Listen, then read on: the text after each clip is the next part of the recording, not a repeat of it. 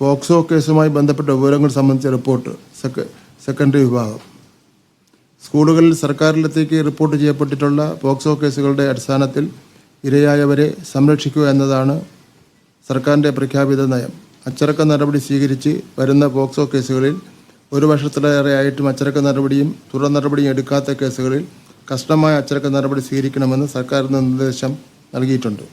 ഇപ്രകാരം നടപടി സ്വീകരിക്കാത്ത പോക്സോ കേസുകളിൽ നിയമനാധികാരി, മേലധികാരി എന്ന നിലയിൽ അച്ചടക്ക നടപടി എടുക്കാത്ത കേസുകളിൽ പുതുതായി അച്ചടക്ക നടപടി തുടങ്ങുന്നതിനും തുടർന്നു വരുന്ന അച്ചടക്ക നടപടികളിൽ തുടർ നടപടികൾ സ്വീകരിക്കുന്നതിനും പൊതുവിദ്യാഭ്യാസ ഡയറക്ടറെ ചുമതലപ്പെടുത്തിക്കൊണ്ട് സർക്കാർ ഉത്തരവ് ആയിട്ടുണ്ട്. സമയബന്ധമായ നടപടി പൂർത്തിയാക്കാത്ത കേസുകളുടെ ഫയൽ കൈകാര്യം ചെയ്യുന്ന ഉദ്യോഗസ്ഥരുടെ വിവരങ്ങൾ തുടങ്ങിയവ ലഭ്യമാക്കി പൊതുവിദ്യാഭ്യാസ ഡയറക്ടറുടെ കാര്യാലയത്തിൽ നടപടി സ്വീകരിച്ചു വരികയാണ്. വകുപ്പിന് കീഴിൽ ജോലി ചെയ്യുന്ന ജീവനക്കാർക്കെതിരെ നിലവിൽ റിപ്പോർട്ട് ചെയ്ത പോക്സോ കേസുകളുടെ എണ്ണം 77 ആണ്. ഇതിൽ 65 പേർ അധ്യാപകരും 12 പേർ അനധ്യാപകരുമാണ്. ഈ കേസുകളിൽ വകുപ്പുതല അച്ചടക്ക നടപടി പൂർത്തിയാക്കിയ പോക്സോ കേസുകളിൽ നിർബന്ധ പെൻഷൻ നൽകിയത് ഒരാൾക്കാണ്.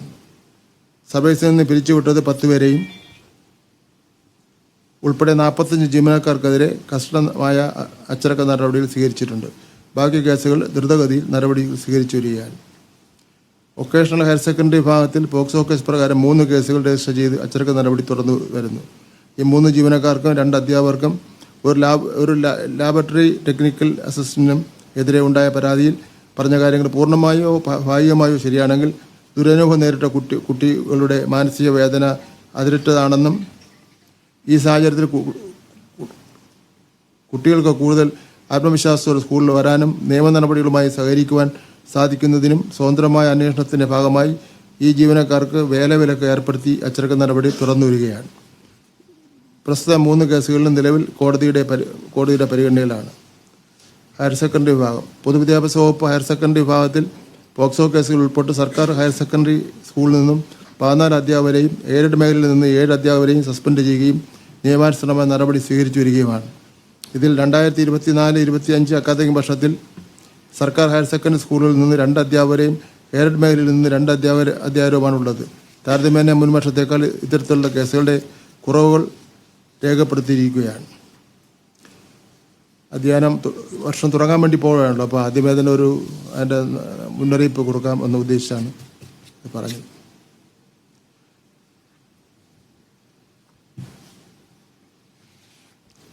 ഇത് കഴിഞ്ഞ് ബാക്കി നമുക്ക് പിന്നെ എടുക്കാം. ഇതും കൂടെയാണ് ഉദ്ദേശിച്ചത്. ഇനി നമ്മുടെ ഇവരെല്ലാം പോയ ശേഷം നമ്മുടെ ഗവൺമെൻറ് വാർഷികമുണ്ട്. സമാപന സമയം GR അന്നും വരും.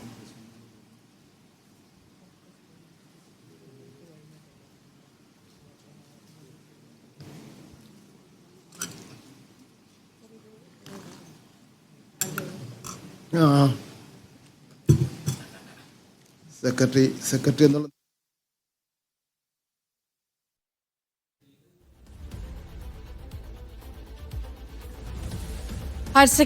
വൊക്കേഷണൽ ഹയർ സെക്കൻഡറി ഫലം പ്രഖ്യാപിച്ചിരിക്കുകയാണ്. 77.81% ഇത്തവണ +2 വിജയശതമാനം.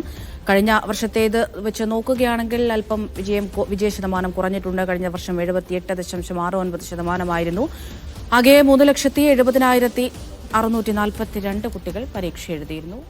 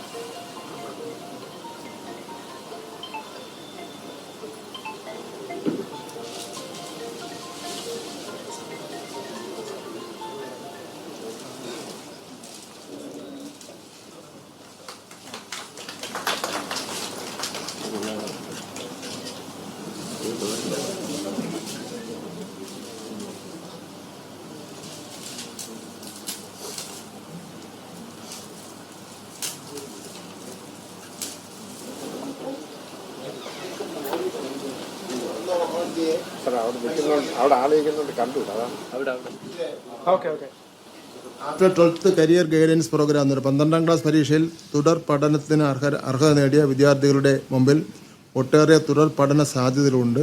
ഈ സാധ്യതകളിലേക്ക് വിദ്യാർത്ഥികളെ കൈപിടിച്ചുയർത്തുക എന്ന ലക്ഷ്യത്തോടെ പൊതുവിദ്യാഭ്യാസ വകുപ്പ് ഹയർ സെക്കൻഡറി വിഭാഗം career guidance and adolescent counselling cell നടത്തുന്ന കരിയർ ഗൈഡൻസ് പ്രോഗ്രാമാണ് ഫോക്കസ് പോയിന്റ് 2.0.